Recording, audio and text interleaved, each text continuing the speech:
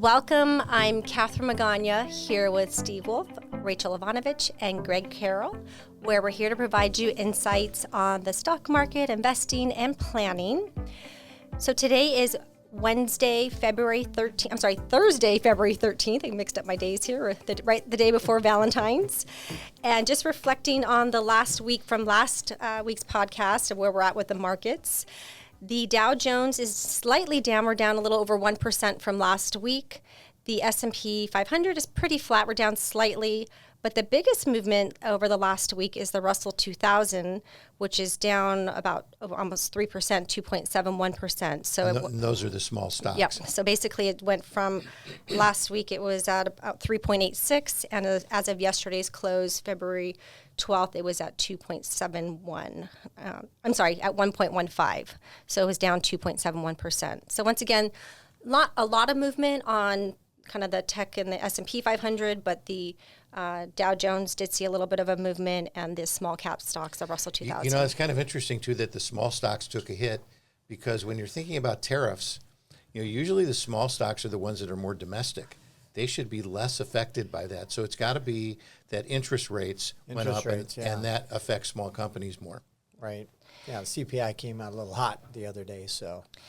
Yeah, it came in at 3%. So obviously the end of last year in 2024, the average was 2.9. So here we are the first month there, or the recording for January at 3%. So obviously it's not likely that we're going to see a rate cut, but we'll see what happens between now and then. Yeah, I don't think there's going to be a rate cut, and not in the near future. I know Trump really wants it, but hopefully Powell is independent of that, and he'll do what he thinks is right. I've heard, because in Trump's first term, he didn't really care for Powell that much, but he seems much more friendly towards him now. And I think either someone has gotten in his ear to explain that Powell doesn't control the interest rates that are really affecting your mortgages and everything else that people are really, it affects their daily lives. So the Federal Reserve controls the overnight lending rate between banks. So just because he lowers them, but that is the starting point, though. It's the starting point, but the 10-year's up 100 basis points or 1 full percent since they lowered the overnight rate 100 basis points. So maybe the economy is... Well, the interesting thing, and I think we talked about this last week, is that the yield curve is back to normal, which means that when you borrow money on a shorter term, you're paying less than on a longer term, which it hadn't been for almost 2 years. Yeah. So I guess that's a good thing. So I was thinking, as we were also talking about inflation numbers, the big hot topic over the last couple of weeks has been, what are the price of eggs?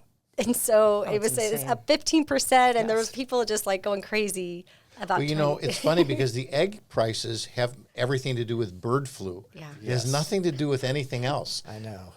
These birds are getting sick. There's less of them, and so the price goes up. Supply and demand. And that our elected officials in Washington are still talking about the price of eggs and that someone should do something about it. But it's like you say, the bird flu, right? It's not anybody's fault that the price of eggs are going up. In some stores, you can't even get eggs. Right. So I guess we're glad it's not Easter time and they're doing Easter eggs right now. Because then next month is going to be bad. I know. We'll have to hunt for something else. Maybe we should just do more caviar. Get fish eggs. The first Easter egg hunt with no Easter eggs. There'll be AI Easter eggs. AI, there you go. Oh. Starting a new trend. Or the 3D print. Let's see what technology can do. Right. It's like fireworks that used to be real things that blew up, and now they just do the drones, the lights. So maybe that is the new Easter egg thing. Well, or it's the fireplace that you see on your TV for Christmas. There you go. So same type of thing. Anyway, I've been hearing a little bit from people about questioning about what's going on with DeepSeek and its effect on all the AI and data centers and chips and all that. And I thought I've been hearing this on TV and reading about this, so I thought I would bring this to you guys. There's something called the Jevons paradox. And the Jevons paradox it's an economic theory proposed by 19th century British economist William Stanley Jevons. And basically it states that increases in efficiency in the use of a resource tend to lead to an overall increase in consumption of that resource rather than a decrease. So I think when we're talking about Now, when Javon was alive, I mean, the technological advances were more about things like steam engines, okay? But with steam engines, when they became more fuel efficient, that led to lower coal costs, and instead of reducing coal consumption, industries expanded, and that led to even more coal being burned overall. So the same thing is happening, I think will happen now. You know, we talk about deep seek, I call it deep fake, but Wasn't it Deep Six? Deep Six is what I called it. I'm just kidding. But the thing about that is that supposedly they're making this whole process cheaper. And so when you're talking about computing power and electricity, as computers and data centers become more energy efficient, we probably will use more computing power, which will lead to, of course, higher total energy consumption. But the point is that I don't believe that let me put it a different way. I do believe that we will have more uses of the chips that are being made for AI and all that. We're still in the beginning stages, and I think anyone who thinks we're going to be using less of that in the future, I just think is wrong. So I still like the whole AI area, and I'm not changing my opinion, at least not yet. And then we have earnings season. Looks like that's winding down. There's still some companies that are reporting, so we're still looking at some of those positions that are coming our way, but that's definitely something on our radar right now, too. Yeah, I think the big Mag 7 is, they've all guided down their forward guidance. Except for Meta, I think. Except for maybe Meta. And then the only one left is NVIDIA, which is next week or two. It's on the 26th. It's coming up. Next week, Yeah, it's coming up. They're kind of a late bloomer there. But it'll be interesting to see what they say. But the interesting thing is that their earnings were really good. What they're saying is going farther ahead, your expectations and maybe are a little ahead of where we are. That doesn't mean that they're not going to be doing more business. Exactly. They are. It's just maybe that increase is going to be less than it was. But that will affect the stock price because stocks represent the future earnings. Right. So, maybe there's going to be a little rest. There actually has been a little bit of rest in the Mag 7. Mag 7 meaning the big tech stocks. Yeah. But they've been carrying the market for the last couple of years, and they're actually all down except for Meta this year. And I think value stocks are starting to do a little bit better in the marketplace. I still think growth stocks, if you're looking at 5 or 10 years, I still think those are going to be great. But maybe in the very near future, maybe value is going to be the leader for a while. We'll see. There's a lot of with all the talk about tariffs and who's getting tariffed, who's not, how much. That's all, yet to be seen how it affects the economy and plays through it, because the first term, again, it was like a one-time bump in costs. It wasn't a continuous inflationary effect to the tariffs. So, and a lot of the tariffs that Trump put in place were maintained by Biden. So, well, in general, it doesn't seem like the tariff argument or the tariff procedures or whatever we're doing here process is affecting the stock market, because really the stock market hasn't moved a lot over the last month or so. It's moved up a little bit, but and it's moved up actually. It's positive year to date, so that's a good thing. Yeah, just talking this out, I just realized, hey, it's actually gone up. But there's been some fluctuations along the way. I think that's probably why. It's a little bumpy. So let's talk a little bit about planning. There was an article from Think Advisor that I came across that discussed the Social Security and Medicare consequences of unretirement. So basically, what I was saying is unretirement. Yes, it's like the uncola. Yes, unretirement. So basically, 1 in 8 retirees that are 65 or older plan to return back to work. That's a lot. Yes, and so that's because they think they need more money. Potentially, yeah. Everything's costing more, right? Maybe they're bored. I was going to say, are they bored or? We've had a client that happened to. He thought he wanted to retire and then decided to go back to work. Spent some time doing some projects and was like, I'm ready to go back to work. Yeah, you can only do so many honeydews there for a while and play a couple of rounds of golf, and then what are you going to do all day, every day? So basically, if you retired, say you retired at 65 and you decided to take Social Security, and then you decided to go back to work, well, there are earnings requirements you have to look at. So if you, in 2025, if your income exceeds $23,400, then your benefits are reduced by $1 for every $2 that based on the threshold. So therefore, if you took the Social Security, early, because full retirement ages, well, it varies, but for the most part, it's age 67. If you took it early and then you retired at 65, well, now if you work, then you have to make sure you're abiding by those rules. Otherwise, if you can actually pay back to Social Security if it's within 12 months, the money that you receive, so that you won't be penalized. So there are some nuances there. It was interesting. We were recently, this last year, talking with a prospective client who was debating, am I going to retire or am I going to go back to work? And seriously considering, should they take Social Security early? And so it was a big question of, if you plan to work, then potentially not. But if you decide to fully retire, then yes, you could use that income. Now, that's case by case, because there's a lot of instances if you're working and we want your money to grow from full retirement age to age 70. So it is kind of case by case of what your needs are and what's best.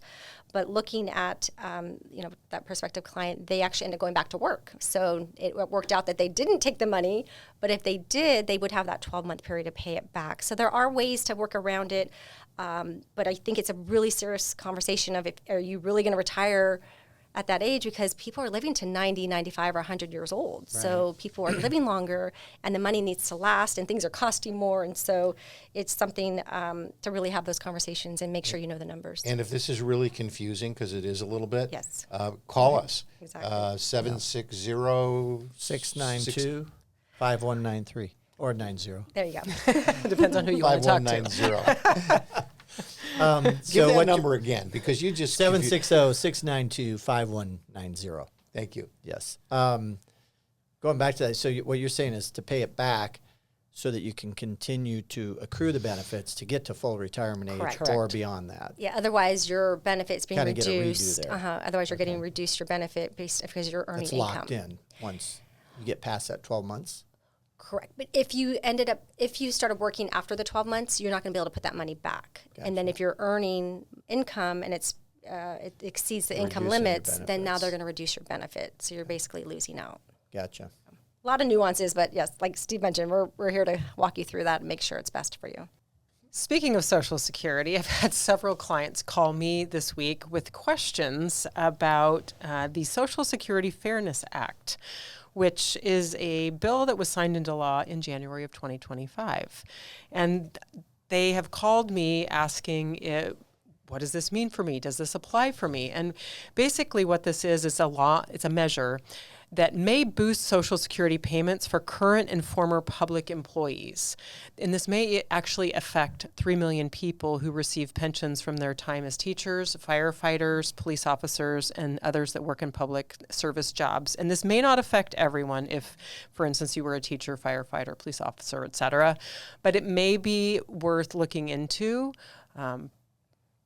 It's not 100% clear yet. Social Security doesn't know how they're going to roll it out. I was going to say, do they call Social Security or they get notified? There is actually a phone number you can call, which is 1-800-772-1213. So basically what this law does is it does restore full Social Security benefits to, let's just say you were a firefighter who previously you had your benefits reduced because of this law that was saying that, let's just say, okay, for instance, I have several clients who became teachers later in life. They, for instance, they worked a couple of jobs. They hadn't gone to college yet, and then in their 40s went back to school, and so they had worked, paid into the Social Security system until they were, in their 40s, and then went back to school, got teacher certification, or became public servants later in life. Then they were not paying into Social Security while they were teachers or firefighters, and so then when they retired, were ineligible for their full Social Security benefits because of a provision that said, we're going to just reduce your Social Security because you are receiving this other benefit over here. And so there are situations where you retire and maybe you've worked as a teacher or a firefighter for your entire career, so you're retiring with your full salary or 90% of your full salary, and you're ineligible for the Social Security. But then there are these other situations where maybe you've spent half of your career working in a job where you are paying into the system, and then you work and you are a teacher or a firefighter or a police officer and you're not. and then you're not able to actually receive that benefit. So it's an interesting dynamic. We don't know where the money's going to come from necessarily, because we have talked about that, Social Security. Don't you wonder why the teachers and firefighters and everything else are on a whole different system? It boggles my mind, but I do think that there are specific people who definitely this will benefit a lot. So look into it. This bill that was passed, it does rescind two provisions. One is called the windfall elimination provision, and the other is the government pension offset, that basically limits Social Security benefits for recipients if they do get retirement payments from other sources. So definitely look into it. I thought it was interesting having someone call and ask me about it. Would you say that somebody who was pretty much in there most of their career, so if they started off maybe the first 5 or 10 years doing something else, but they may not be eligible for this, and it may not apply to them. So, for instance, if you are a teacher for your entire career, this probably doesn't apply to you. Right.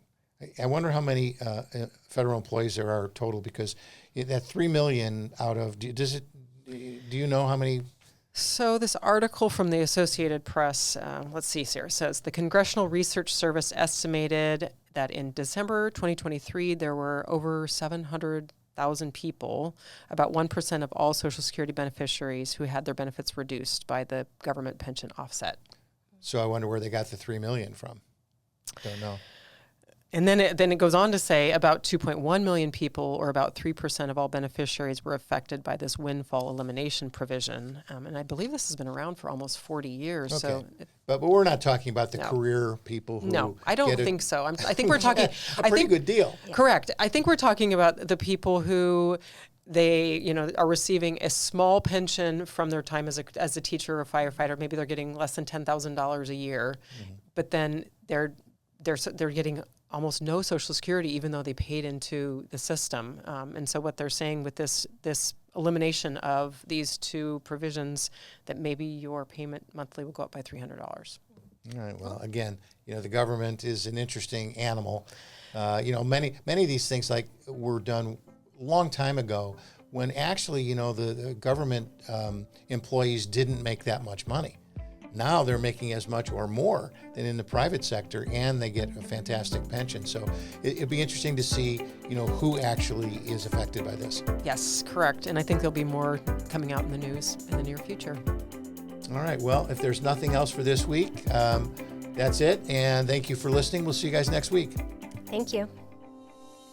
Please stay tuned for important regulatory disclosures.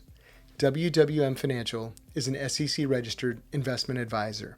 The opinions expressed in this program are for general informational purposes only and are not intended to provide specific advice or recommendations for any individual or on any specific security.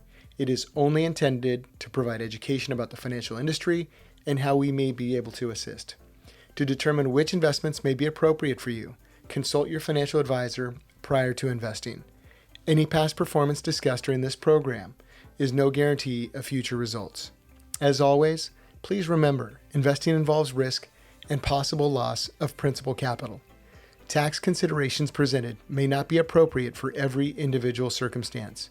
A tax professional should be consulted before making any decisions about your tax liability.